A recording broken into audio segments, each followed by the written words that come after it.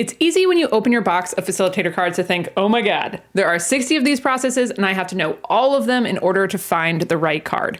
Good news, that is not true. And in this video, I'm gonna help you understand how to filter your deck so you're choosing from just a handful of relevant processes for whatever you're facilitating. So let's jump into it. Step one, we are going to start by identifying what are you trying to do with whatever you're planning. What is the kind of purpose of that section of your agenda? Are you trying to get to know where your group is at? Blue cards. Are you trying to brainstorm and get everybody's ideas on the table? Green cards. Are you trying to clarify ideas and kind of hone in on the concepts that you're talking about? Yellow cards. Or are you trying to make decisions and kind of identify some concrete next steps for the group? Red cards. So step one is identifying what you're trying to do. And once you've done that and you figured out kind of what category we should be in, you're going to have narrowed down your deck from 60 to 15 cards, and that is a great place to start.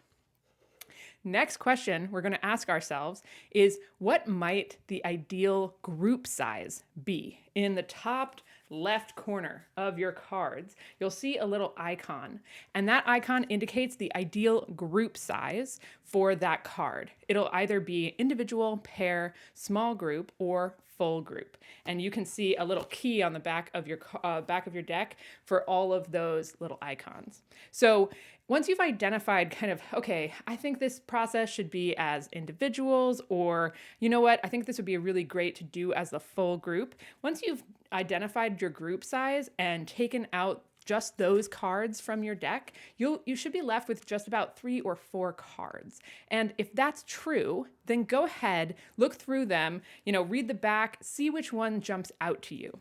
If you're still left at that point with 5 or more cards and you're like, this is still too many, I still feel overwhelmed, then the last step, step 3, is to consider what materials and technology do you have available. So on the right side of the cards, you'll see the props or the materials that you need in order to facilitate that process, right? So if you are like, you know what, I don't have any materials, I don't want to use any additional technology, then if you look for this icon, then you'll find activities with just that don't require anything additional. And if you're looking for ones, you're like, oh, I want this group to be writing or drawing, then look for, markers and flip charts or paper and pencil.